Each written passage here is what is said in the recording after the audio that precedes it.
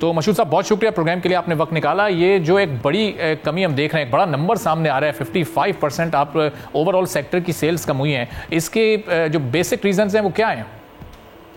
देखिए, बुनियादी तौर पे जो ये ऑटोमोटिव इंडस्ट्रीज का वॉल्यूम डिक्लाइन हुआ, उसका पहली वजह ये थी कि आपके पास फॉरेन रिजर्व ना होने की वजह से आपने एलसीज पे रिस्ट्रिक्शंस की।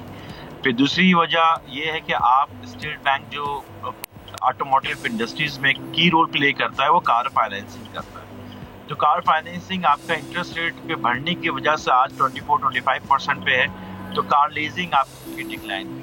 और थर्ड वजह जो इस वक्त नज़र आती है वो ये है कि आपकी गाड़ियों की प्राइसेस बहुत ज़्यादा बढ़ जाने की वजह से कंज्यूमर जो इस वक्त इन्फ्लेशन का शिकार है, जो 29 से 31% पे है, तो वो उनकी खरीद से ये के काबिल नहीं है ये प्राइसेस जो इस वक्त चल रही हैं। तो ये तीन बड़े मेजर चैलेंजेस हैं जिनको ये फेस किया है इस इंडस्ट्री ने पिछले एक साल में।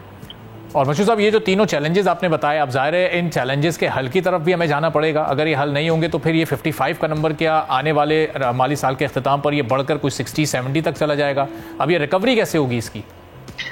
देखिए, इस वक्त तो जो सूरत हाल है इसमें शॉर्ट टर्म तो नहीं कहा जा सकता जब तक आपका रिजर्व इंक्रीज नहीं हो। दूसरी चीज है, एक्सपेक्टेड किया जा रहा है 2024 में कि इंटरेस्ट रेट नीचे करेंगे। अगर government of Pakistan interest rate नीचे करती है तो कार फाइनेंसिंग दोबारा एक चांस होगा कि वापस बढ़ सके।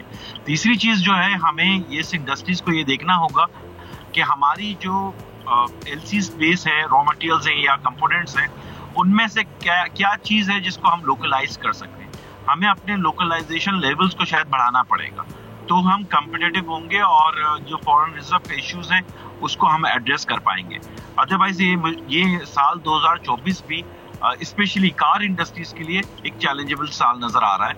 ये साल भी कोई बेहतरी की तरफ मुझे नजर नहीं आता कि इसमें कार इंडस्ट्रीज कोई अच्छा परफॉर्म कर। तो मशहूद साहब, ये लोकलाइज करके फिर क्वालिटी को हम बहुत ज़्यादा उस पर कॉम्प्रोमाइज़ करेंगे, चूंकि हम देखते हैं जो लोकल ब्रांड्स की जो कार्स हैं उनकी क्वालिटी में और जो गाड़ियां बाहर से पाकिस्तान में मंगवाई जाती हैं, एक ज़मीन आसमान का हमें फ़र्क नज़र आता है उसकी हर एक चीज़ की क्वालिटी में। उसको कैसे फिर आप उस फ़र्क को कैसे ख़त्म करेंगे?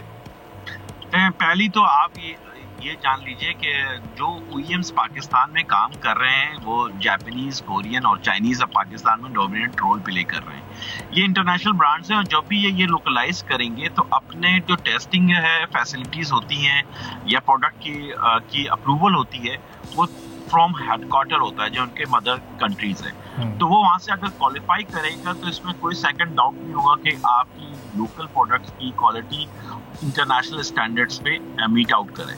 तो ये तो नहीं कहा जा सकता कि लोकलाइजेशन ना हो। लोकलाइजेशन तो आपकी कोर रो वैल्यू है जो उसको इस वक्त पाकिस्तान की अशद ज़रूरत है, और उसके स्टैंडर्ड्स को और क्वालिटी को मेंटेन करने के लिए ये OEMs अपनी जो मदर कंट्रीज है वहां से अप्रूवल लेंगी और उसको अप्रूव करेंगी तो लोकलाइज पार्ट्स पाकिस्तान में बन सकेंगे। सब्सक्राइब करें और बेल दबाएं ताकि कोई खबर रह न जाए।